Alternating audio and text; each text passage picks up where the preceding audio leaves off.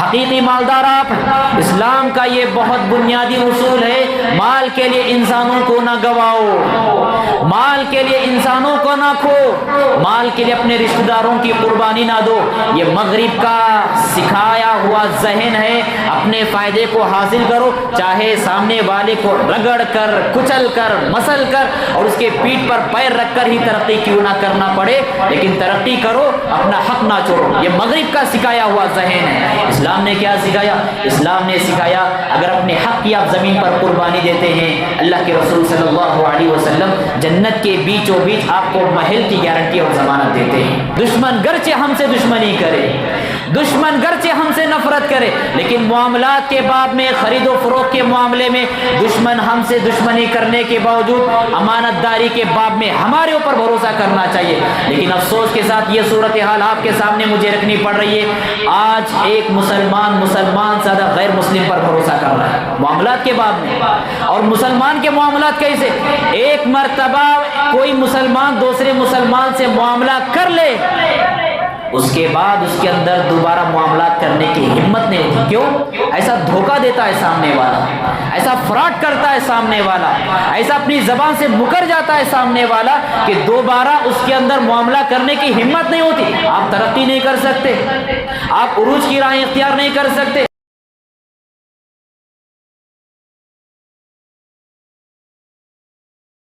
الحمدللہ نحمده ونستعینه ونستغفره ونؤمن به ونتوکل علیہ ونعوذ باللہ من شرور انفسنا وسیئات اعمالنا من يهده الله فلا مضل له ومن يضلل فلا هادي له واشهد ان لا اله الا الله وحده لا شريك له واشهد ان محمدا عبده ورسوله اما بعد فإن أحسن الكلام كلام الله وخير الهدى هدى محمد صلى الله عليه وسلم وشر الأمور محدثاتها وكل محدثة بدعة وكل بدعة ضلالة وكل ضلالة في النار أعوذ بالله من الشيطان الرجيم بسم الله الرحمن الرحيم ولا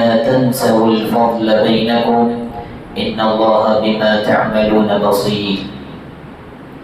محترم بزرگوں، ملت اسلامیہ کے نوجوانوں، پیارے بچوں، پردے میں بیٹھی اور ماں اور بہنوں، ہر طرح کی تعریفات اللہ وحدہ لا شریک کے لیے لائق اور زیبا ہے کہ جس نے ہم سب کو محمد عربی صلی اللہ علیہ وسلم کا وفادار امتی بنایا۔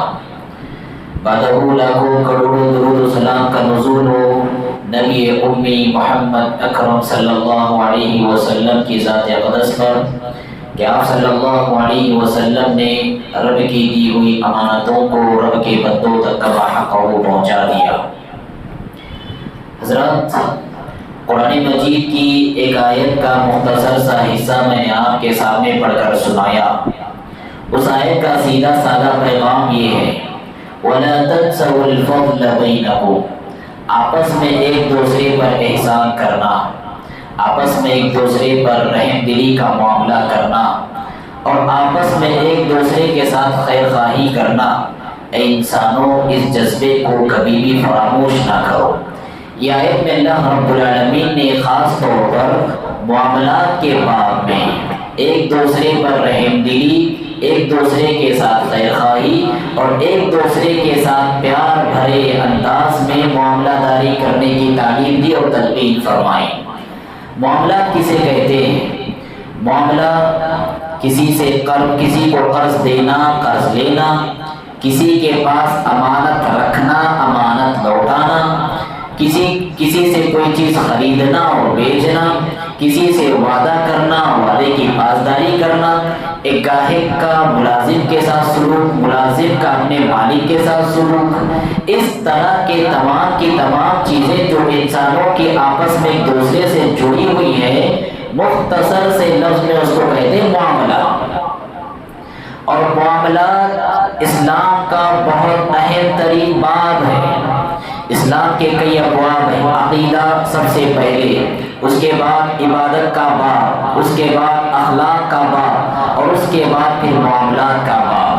معلوم ہوا کہ اسلام کا معاملات بہت اہم باب ہے، اور افسوس کی بات ہے کہ ہم میں سے اکثریت معاملات کو اسلام سے ہمیشہ خارج رکھتی ہے۔ ہم میں سے مسلمانوں کی اکثریت کا ایسا ماننا ہے کہ معاملہ داری، لین دین، قرض، اس طرح کے جو بھی معاملات ہے اس کا دینداری سے کوئی تعلق نہیں۔ نتیجہ یہ نکلتا ہے اچھے خاصے دیندار لوگ معاملات کے باب میں کچے ہم کو نظر آتے ہیں۔ وہ بڑے نمازی ہیں، بڑی داڑھی انہوں نے چھوڑی ہوئی ہے، بڑا جبہ کبا پہنتے ہیں، ٹخنے سے اوپر پاجامہ لٹکاتے ہیں، لیکن معاملات کے باب میں انتہا درجے کے کچے یہی نظر آتے ہیں۔ کواکب کچھ نظر آتے ہیں، کچھ نظر آتے ہیں، کچھ دیتے ہیں دھوکہ یہ بازیگر کھلا۔ تو ہم کو یہاں پر جاننا چاہیے ہماری جو یہ نمازیں ہیں، آپ اگر اس کا دورانیہ نکالیے، ٹائم نکال لیجئے، 1 گھنٹے سے 1.5 گھنٹے کا ٹائم ہوگا، لیکن اس کے بعد کی پوری 23 گھنٹے کی زندگی معاملات سے جڑی ہوئی ہمارے معاملات ہمارے اخلاق کو جنم دیتے ہیں، ہمارے پاکیزہ معاملات پاکیزہ نسلوں کو جنم دیتی ہے، صاف ستھرے معاملات صاف ستھرا معاشرہ پیدا کرتی ہے، صاف ستھرے معاملات ہماری عبادتوں میں لذتیں پیدا کرتی ہیں، بے داغ معاملات ہماری دعاؤں میں رنگ بھرتی ہے۔ اگر معاملات اچھے نہ ہوں نسلیں بہکتی ہیں، معاملات خراب ہوں عبادتوں میں مزہ نہیں آتا، معاملات میں ہم کھڑے نہیں ہیں، بہت سارے دینی معاملات دنیاوی اعتبار سے بھی آخرت کے اعتبار سے بہت سارے گھاٹے کا نقصان ہم کو کرنا پڑتا ہے۔ 2 چند حدیثیں آپ کے سامنے رکھتا ہوں کہ معاملات اسلام کا کتنا اہم درجہ باب ہے۔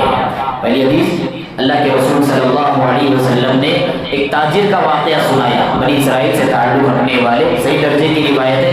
آپ نے فرمایا کہ زمانے قدیم میں ایک تاجر تھا، لوگوں کو قرض دیتا تھا، قرض واپس لیتا تھا۔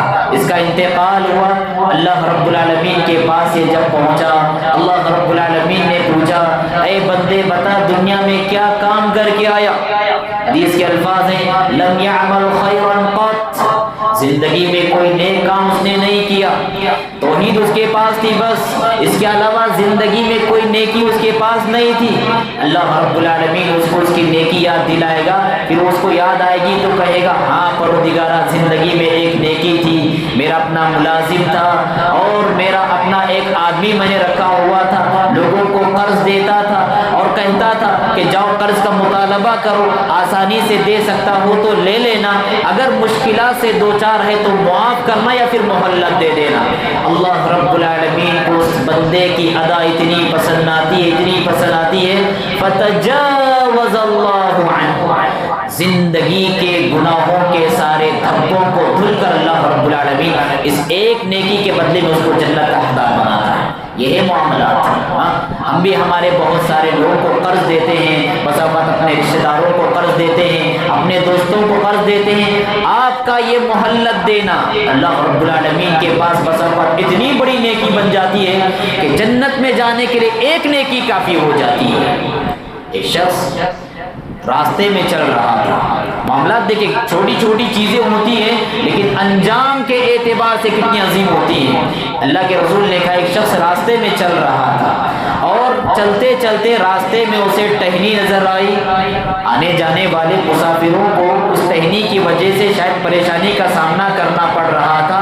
اس نے سوچا کہ یہ ٹہنی لوگوں کو تکلیف دے رہی ہے، لہذا اس نے اس ٹہنی کو کاٹ دیا اور کاٹ کر راستے کے کنارے رکھ دیا۔ اللہ کے رسول صلی اللہ علیہ وسلم فرماتے ہیں فشکر اللہ لہ فغفر لہ، اللہ رب العالمین نے اس کی نیکی کی قدردانی کی اور زندگی بھر کے سارے گناہوں کو معاف کر دیا۔ ہماری طرح نہیں سوچتے تھے یہ تو GHMC کے کرنے کا کام، یہ تو میونسپلٹی والوں کے کرنے کا کام، میں کام یہ کیوں کروں، میں راستے کا کچرا کیوں ہٹاؤں۔ وہ شخص یہ سوچتا تھا یہ کام میونسپلٹی والوں کا نہیں، یہ کام GHMC کرنے والوں کا نہیں، بلکہ کام ہر مسلمان کے کرنے کا کام ہے۔ راستے میں آپ کو پتھر دکھتا ہے، بس اوقات گاڑی سے اتر کر ہٹائیں، آپ مسلمان ہیں۔ مسلمان کا مطلب یہ کہ دوسروں کی زندگی اس کی ذات سے ہمیشہ فائدہ پہنچتا ہے اور سلامتی اختیار کرتا ہے۔ تو آپ دیکھیں معاملات کتنا اہم باب ہے۔ اور ایک حدیث اللہ کے رسول صلی اللہ علیہ وسلم نے فرمایا، بہت ساری دکانوں پر ہم جاتے ہیں، کچھ سودا خریدتے ہیں، کچھ بھی خریدتے ہیں اور واپس گھر آتے ہیں۔ گھر آنے کے بعد معلوم ہوتا ہے کہ مجھے تو اس کی ضرورت نہیں تھی، خواہ خواہ کے میں نے چیز خرید لی۔ اب یہاں پر دیکھیے اللہ کے رسول صلی اللہ علیہ وسلم کیا فرماتے ہیں۔ آپ صلی اللہ علیہ وسلم فرماتے ہیں، من اقال مسلما اقال اللہ عثرتہ، کہ جب اپنا سامان آپ گھر لے کر آتے ہیں، آپ کو محسوس ہوتا ہے کہ مجھے سامان نہیں خریدنا چاہیے تھا یا مجھے ضرورت محسوس نہیں ہو رہی، آپ جاتے ہیں دکان والے کے پاس اور دکان والے صاحب سے کہتے ہیں کہ یہ سامان واپس لے لیجئے۔ دکان والا انسان اگر وہ سامان واپس لے لیتا ہے، آپ پر احسان کرتا ہے، اس احسان کے بدلے میں اللہ رب العالمین اس کے زندگی کے سارے گناہوں کو معاف فرما دیتا ہے۔ اقال اللہ عثرتہ یوم القیامہ، اللہ رب العالمین اس کی لغزشوں کو معاف فرما دیتا ہے اور اس کی خطاؤں کو درگزر فرما دیتا ہے۔ دیکھیں آپ، معاملات اسلام کا کتنا اہم ترین باب ہے۔ حضرات، معاملات کی بگاڑ کی وجہ سے دنیا میں کیسے کیسے نقصانات کا ہمیں سامنا کرنا پڑتا ہے۔ سب سے پہلی بات یہ بات یاد رکھیں، ہم جو بھی معاملہ کرتے ہیں، چاہے میں ایک مزدور کی حیثیت سے معاملہ کروں، چاہے کارپینٹر کی حیثیت سے معاملہ کروں، چاہے دنیا کے کسی اور بھی شخصیت یا دنیا کے کسی اور پیشے کی حیثیت سے معاملہ کروں، ہمیں یہ سوچنا چاہیے، ہمارا نظریہ ہونا چاہیے، میں معاملہ کر رہا ہوں مطلب یہ ہے میں مسلمان ہونے کی حیثیت سے معاملہ کر رہا ہوں، میرے ذریعے اسلام کی تبلیغ ہوتی ہے، میرے معاملات کے ذریعے اسلام کا پیغام لوگوں تک پہنچتا ہے، میرے اس معاملے کے ذریعے اسلام کا پرچار ہوتا ہے۔ ایسا نہیں کہ عبداللہ معاملہ کر رہا ہے مطلب عبداللہ کر رہا ہے، ایسا نہیں، عبداللہ کر رہا ہے مطلب یہ کہ مسلمان معاملہ کر رہا ہے، اسلام کا نام لینے والا معاملہ کر رہا ہے، اللہ کے رسول کا نام لینے والا معاملہ کر رہا ہے۔ یہ ہمارا نظریہ ہونا چاہیے، ہمارا معاملہ محض ہمارا معاملہ نہیں ہوتا، ہمارا معاملہ حقیقت میں اسلام کی تبلیغ ہوتی ہے، اسلام کا پرچار ہوتا ہے اور اسلام کی نشر و اشاعت ہوتی ہے۔ آپ کو یاد ہوگا کیرلا کے راستے سے ہندوستان میں جو اسلام نے قدم جمائے وہ کیسے جمائے؟ کیرلا کے راستے سے جو مسلمان ہندوستان میں آئے وہ کیا کوئی فوجی لشکر تھا؟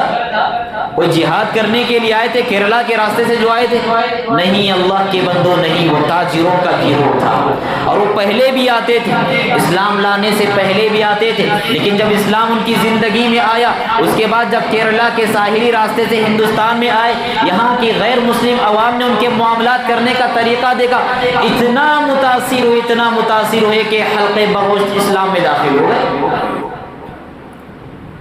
اور ملائیشیا یا انڈونیشیا جہاں پر مسلمانوں کی بڑی تعداد جیتی ہے، یہاں کی تاریخ بھی آپ دیکھ لیجئے، یہاں پر مسلمانوں کی کوئی فوجی مہم نہیں گئی تھی اور مسلمانوں کا کوئی لشکر جنگ کرنے کے لیے نہیں گیا تھا، یہی تاجروں کا قافلہ تھا، تاجروں کا گروہ تھا، جس سے متاثر ہو کر وہاں کے بہت سارے لوگ مسلمان ہوئے اور وہاں پر مسلمان ایک اکثریت کی حیثیت سے جیتے۔ معلوم ہوا ہمارے معاملات اسلام کی تبلیغ بہت غلط بات ہوگی اگر میں تھوڑا سا اپنا فائدہ حاصل کرنے کے لیے اسلام کو بدنام کرتا ہوں، تھوڑا سا فائدہ اپنے آپ کو فائدہ پہنچانے کے لیے اسلام کو بدنام کرتا ہوں، اسلام کو رسوا کرتا ہوں، بہت بڑی غلط بات ہوگی اور اسلام کی بہت بڑی رسوائی ہوگی۔ تو یہ بہت بڑا فساد ہے اور بہت بڑا بگاڑ ہے جو معاملات کے نتیجے میں آتا ہے۔ اور دوسری خرابی معاملات کے راستے سے جو دوسرا بگاڑ در آتا ہے وہ یہ ہے کہ اس انسان کے جو پرانے تعلقات ہیں آن کے آن میں ختم ہو جاتے ہیں۔ معاملات میں انسان بگاڑ ہے، حق تلفی کر رہا ہے، ظلم کر رہا ہے، دو نمبری فریق کاروبار کر رہا ہے، لوگوں کو زبان دے رہا ہے لیکن زبان سے مکر رہا ہے، لوگوں کو جھوٹ بول کر کاروبار کر رہا ہے، ایسا انسان پرانے تعلقات کو آن کے آن میں ختم کرتا ہے، آن کے آن میں قطع کر دیتا ہے۔ ایسا انسان اچھا انسان نہیں کہ محض پیسہ کمانے کے لیے، محض دنیاوی تھوڑا سا فائدہ حاصل کرنے کے لیے پرانے رشتہ داریوں کو توڑ بیٹھتا ہے، پرانے تعلقات کو ختم کرتا ہے، دوستیوں کو دشمنیوں میں تبدیل کرتا ہے۔ ایسا انسان اچھا انسان نہیں۔ ایک صحابی اللہ کے رسول کے پاس آئے اور پوچھا، اللہ کے رسول مجھے بتائیے، میں اللہ کا بھی پیارا ہونا چاہتا ہوں، لوگوں کا بھی محبوب بننا چاہتا ہوں۔ آپ صلی اللہ علیہ وسلم نے 2 نسخے بتلائے۔ آپ نے فرمایا، اگر اللہ کے پیارے ہونا چاہتے ہیں، ازہد فی الدنیا یحبک اللہ، دنیا میں رہو تو شان بے نیازی کے ساتھ زندگی گزارو، دنیا کے عاشق نہ بنو، دنیا پر فریفتہ نہ ہو، دنیا کے سامنے دل ہار نہ بیٹھو، اللہ رب العالمین تم سے محبت کرے گا۔ اور دوسرا نسخہ آپ نے بتایا، وَازْهَدْ فِي مَا عِنْدَ النَّاسِ يُحِبُّكَ النَّاسِ، لوگوں کے پاس جو دولتیں ہیں، لوگوں کے پاس جو سرمائے ہیں اور لوگوں کے پاس جو پراپرٹیاں ہیں، کبھی بھی اپنی امیدیں لوگوں کے دولتوں کو لے کر وابستہ نہ کرو۔ اپنے مقاصد مکمل کرنے کے لیے، اپنی پلاننگیں مکمل کرنے کے لیے لوگوں کی دولت اور لوگوں کے پیسوں پر نظر نہ رکھو، لوگوں کے ساتھ شان بے نیازی کے ساتھ زندگی گزارو۔ یحبک الناس، لوگ آپ سے پیار کرنے والے ہو جائیں گے، اپنے نام کے ساتھ آپ کا نام جوڑنا لوگ اپنے لیے فخر محسوس کریں گے۔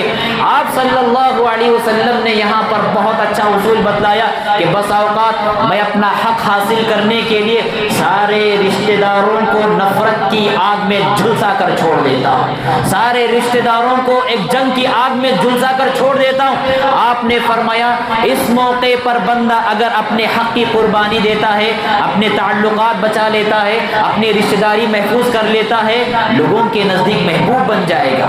وہی لوگ جو اس سے اپنا حق مانگنے والے تھے، اپنی رشتہ داری قائم کرتے ہوئے وہی لوگ اس سے فخر محسوس کرنے لگ جائیں گے۔ لہذا پیسہ کمانا یہ حقیقی کمائی نہیں، پیسہ تو انسان شاطرانہ چال سے، بسا اوقات جھوٹ بول کر، بسا اوقات فراڈ کر کے اور بسا اوقات اپنی ذہانت سے کما سکتا ہے۔ حقیقی کمائی انسانوں کی کمائی ہے۔ آپ نے انسانوں کو کمایا ہوا ہو، آپ نے آدمیوں کا دل جیتا ہوا ہو، حقیقی کمائی اور سچی کمائی یہ ہے کہ چولہا تو ہو، اس پر ہانڈی چڑھی ہوئی ہو، لیکن ہانڈی پکنے کے لیے ہانڈی میں کچھ نہ ہو، لیکن آپ نے انسانوں کو جیتا ہوا۔ حقیقی مالدار آپ، حقیقی مالدار آپ۔ اسلام کا یہ بہت بنیادی اصول ہے، مال کے لیے انسانوں کو نہ گواؤ، مال کے لیے انسانوں کو نہ کھو، مال کے لیے اپنے رشتہ داروں کی قربانی نہ دو۔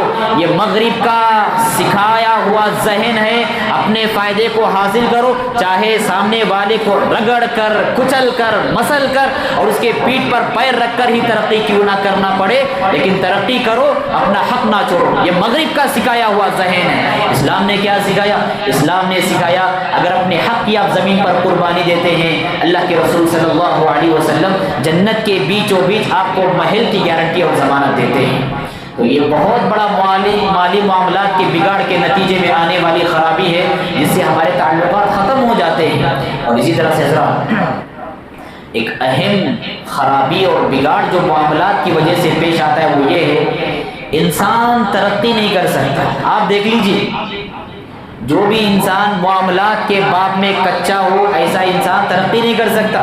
وہ تاجر ہے، وہ بزنس مین ہے، وہ لوگوں کو دھوکہ دیتا ہے، کیا ایسا تاجر ترقی کر سکتا ہے؟ ہرگز نہیں۔ آپ کی مارکیٹ گرچہ شہر کے بیچوں بیچ اور قلب شہر میں بنی ہوئی ہو، لیکن آپ کی مارکیٹ لوگوں کو دھوکہ دیتی ہو، لوگوں سے جھوٹ کہتی ہو، آپ کی یہ مارکیٹ بہت دنوں تک اپنی بیس پر قائم نہیں رہ سکتی۔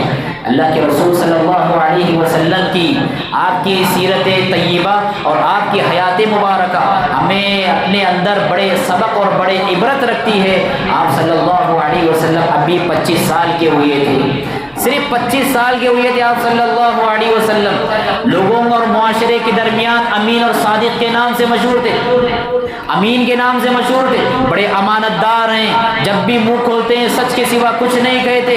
مائی خدیجہ رضی اللہ تعالیٰ عنہ نے اپنا سرمایہ آپ کو دیا، اپنا سامان آپ کو دیا، آپ نے وہ سامان لیا، ملک شام گئے، سیریا گئے، اور اس مال سے آپ نے تجارت و کاروبار کی، اور جب لوٹے مکہ کے معاشرے میں لوگوں نے دیکھا کہ دگنا نہیں چگنا فائدہ لے کر آپ لوٹے ہوئے ہیں۔ مکہ کے معاشرے کے کروڑ پتی انسان اپنا شیر، اپنا سرمایہ لے کر آپ صلی اللہ علیہ وسلم کے پاس آ رہے تھے اور کہہ رہے تھے اے محمد یہ سرمایہ ہمارا لیجئے، اے محمد یہ سرمایہ ہمارا لیجئے، ہم آپ کو دگنا نہیں چگنا فائدہ دیں گے، لہٰذا تجارت و کاروبار کریے۔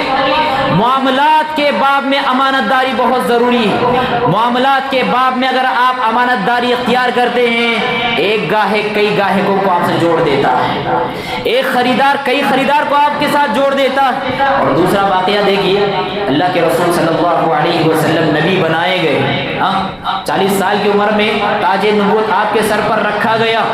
اس کے بعد آپ صلی اللہ علیہ وسلم کے پاس بہت سارے کفار اپنی امانتیں لا کر رکھتے تھے۔ ابو جہل ہو، ابو لہب ہو، عتبہ بن ربیعہ ہو، شیبہ ہو، عقبہ بن ابی معیط ہو، یہ مکہ کے معاشرے کے بڑے بڑے دشمنی کر رہے ہیں آپ صلی اللہ علیہ وسلم سے، نفرت کر رہے ہیں آپ صلی اللہ علیہ وسلم سے، لیکن معاملات اور امانت داری کے باب میں آپ صلی اللہ علیہ وسلم پر بھروسہ کر رہے ہیں۔ سبحان اللہ، کتنا عظیم واقعہ آپ صلی اللہ علیہ وسلم کی زندگی سے۔ ہمارا بھی ایسا ہی کردار ہونا چاہیے۔ دشمن گرچہ ہم سے دشمنی کرے، دشمن گرچہ ہم سے نفرت کرے، لیکن معاملات کے باب میں، خرید و فروخت کے معاملے میں دشمن ہم سے دشمنی کرنے کے باوجود امانت داری کے باب میں ہمارے اوپر بھروسہ کرنا چاہیے۔ لیکن افسوس کے ساتھ یہ صورتحال آپ کے سامنے مجھے رکھنی پڑ رہی ہے، آج ایک مسلمان سے زیادہ غیر مسلم پر بھروسہ کر رہا ہے معاملات کے باب میں۔ اور مسلمان کے معاملات کیسے؟ ایک مرتبہ کوئی مسلمان دوسرے مسلمان سے معاملہ کر لے، اس کے بعد اس کے اندر دوبارہ معاملات کرنے کی ہمت نہیں ہوتی۔ کیوں؟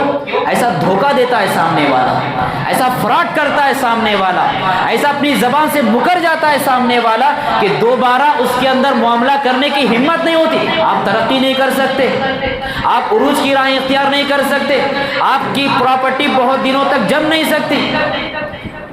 یہ رہا تجارت و کاروبار کے حساب سے۔ اگر گھریلو زندگی میں بھی آپ کے معاملات خراب ہیں، تب بھی آپ کا گھرانہ معاشرے کے لیے مثالی گھرانہ نہیں ہو سکتا۔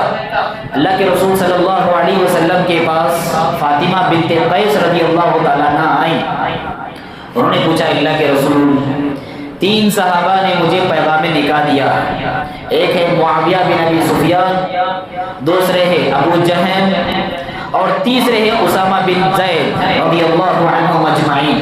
اللہ کے رسول آپ سے مشورہ ہے، بتائیے کہ میں کس سے نکاح کروں؟ آپ صلی اللہ علیہ وسلم نے بتلایا اما معاویہ فصعلوک لا مال لہ، رہے معاویہ کا معاملہ، نادار ہیں، فقیر ہیں، ان کے پاس مال نہیں، لہذا ان سے شادی مت کرو۔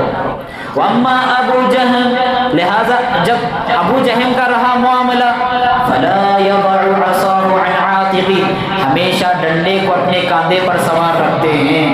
2 مطلب ہے، ایک مطلب یہ ہے کہ مسلسل سفر میں رہتے ہیں، اس لیے کہ پہلے زمانے میں لوگ اپنا بوریا بستر لاٹھی کو باندھ کر وہ سفر کیا کرتے تھے، تو لہذا مسلسل سفر میں رہتے ہیں۔ اور دوسرا مطلب یہ ہے کہ ہمیشہ اپنے گھر والی کو مارتے رہتے ہیں، بیوی کو مارتے رہتے، ان سے بھی شادی مت کرو۔ ولیکن انکحی اسامہ بن زید، نکاح کرنا چاہتی ہو تو اسامہ بن زید سے شادی کرو۔ کیا بات معلوم ہو؟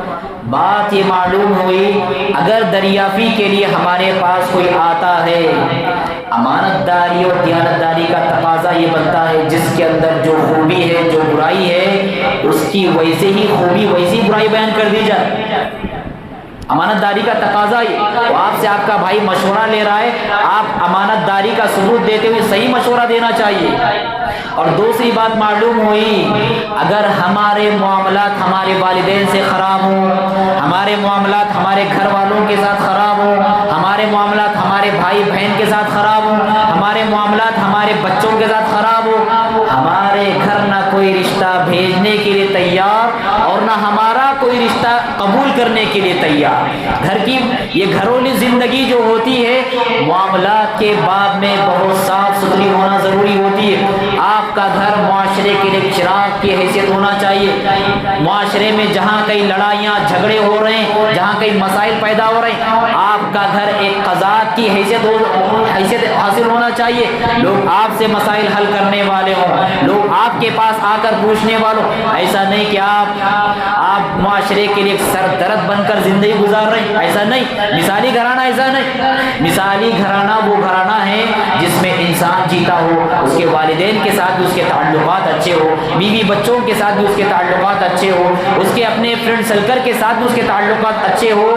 یہ گھرانہ مثالی گھرانہ ہے۔ اگر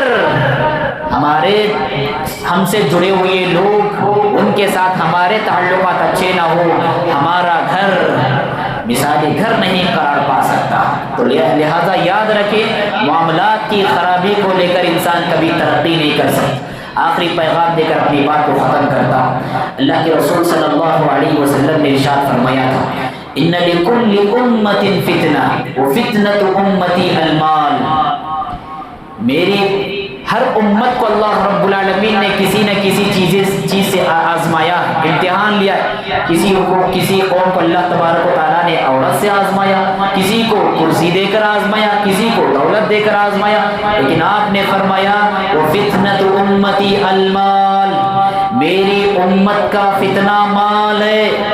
مال طے کرتا ہے کہ آپ کتنے تقوی والے ہو، مال طے کرتا ہے کہ آپ کتنے بڑے دیندار ہو، مال طے کرتا ہے کہ آپ کتنے بڑے عبادت گزار ہو، اور مال طے کرتا ہے کہ آپ کتنے بڑے اللہ ولی ہو۔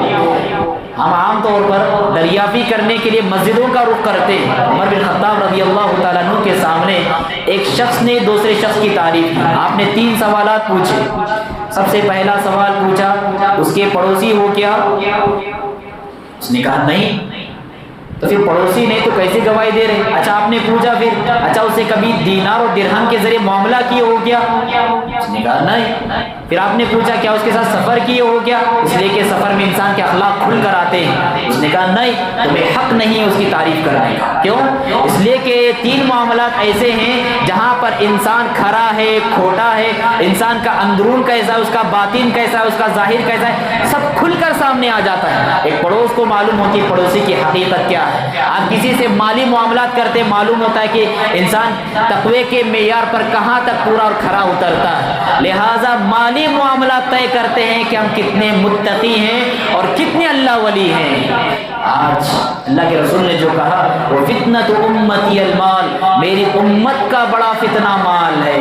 آج مال کے لیے ہم جھوٹ بولتے ہیں، مال کے لیے ہم سامنے والے کو دھوکہ دیتے ہیں، مال کے لیے اپنے رشتہ داریوں کی قربانی دیتے ہیں، مال کے لیے ہم لوگوں کے جذبات کو ٹھیس پہنچاتے، اور مال کے لیے ہم دوسرے کا قتل کرنے سے بھی دریغ نہیں کرتے۔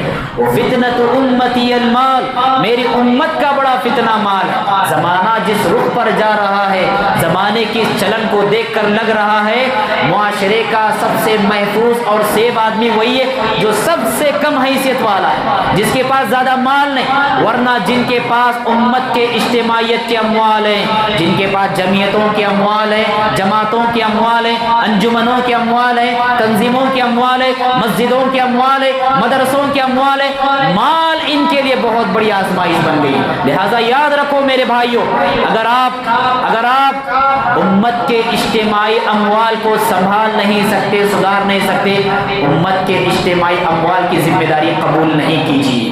اگر آپ واقعی اپنے آپ کو قابل سمجھتے ہیں کہ میں بیت المال کا ذمہ دار بن سکتا ہوں، میں خازن بن سکتا ہوں، اپنی خدمات کا انجام دے سکتا ہوں، لہٰذا ڈرنا چاہیے۔ جس طرح انسان اپنے گناہ لوگوں کے سامنے ظاہر ہونے سے ڈرتا ہے، ویسے ہی لوگوں کے مالوں میں خیانت کرنے سے بھی ڈرنا چاہیے، لوگوں کے مالوں میں خیانت کرنے سے بھی ڈرنا چاہیے۔ یہ بہت اہم پیغام تھا جو میں نے آپ کے سامنے رکھنے کی کوشش کی۔ بہت ساری باتیں تھیں، چونکہ وقت کم ہے اس لیے میں اپنی باتوں کو یہیں پر سمیٹ کر اللہ رب العالمین سے دعا کرتا ہوں، بار الہ ہم سب کو مثالی مسلمان بننے کی سعادت نصیب فرمائیں۔ مالی معاملات کے باب میں اللہ تبارک و تعالی ہم سب کو کھرا اور صاف ستھرا اتارے، ہمیں حقیقی معنوں میں متقی اور پرہیزگار بنائیں، ہمیں جو بیمار ہیں انہیں شفا کاملہ عطا فرمائیں، ہمیں سے جو پریشان حال ہے ان کی پریشانیوں کو دور فرمائیں۔ بارے اللہ بہت ساری بن بیاہی بچیاں ایسی بیٹھی ہیں جن جن کی شادی کی عمر ہو چکی ہے، اے اللہ ان کے لیے نیک اور صالح جوڑوں کا انتخاب فرمائیں۔ بریلا بہت سارے نوجوان ایسے ہیں جو بے روزگاری کی زندگی گزار رہے ہیں، انہیں اچھے سے اچھے روزگاروں سے وابستہ فرمائیں۔ بریلا بہت سارے مسلمان ایسے ہیں جو قرض کے بوجھ تلے دبے جا رہے ہیں، قرض کی ادائیگی کے غیبی سلسلے جاری فرمائیں۔ بریلا ہم میں سے جن کے والدین باحیات ہیں، عافیت بھری تیری عبادت کے سائے میں لمبی زندگی عطا فرمائیں، اور ہم میں سے جن کے والدین اس جہاں سے رخصت ہو چکے ہیں، بار الہ کروٹ کروٹ انہیں جنت نصیب فرمائیں۔ بار الہ بہت سارے افراد ایسے ہیں جو جن جادو کے مسائل کو لے کر بہت پریشان ہیں، ان کے حق میں شفا یابی کے جلد سے جلد فیصلے صادر فرمائیں۔ بار الہ جب تک رکھے توحید کے زیر سایہ زندگی باقی رکھے، اور جب ہمارا خاتمہ ہو تو خاتمہ بالخیر ہو۔ وآخر دعوانا الحمد للہ رب العالمین۔